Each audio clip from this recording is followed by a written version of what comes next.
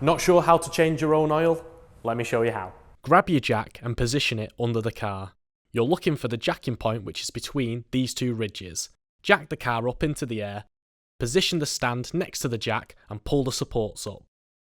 Steadily lower the jack onto the stands. Repeat this for the other side. Underneath the car, slide the oil pan beneath the plug. The plug looks like this.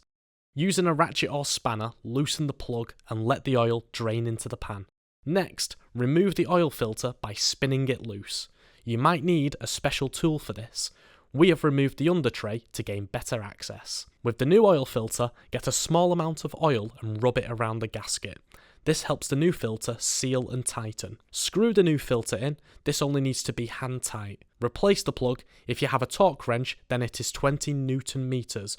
If not, don't worry, it doesn't need to be on super tight. Consult your owner's manual to find out how much oil to put into your car. Locate the oil cap under the hood.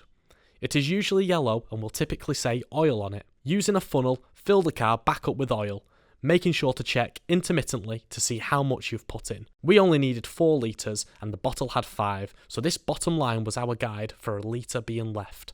With the car still in the air, turn the engine on. On the dashboard, you'll see the oil light come on and then turn off.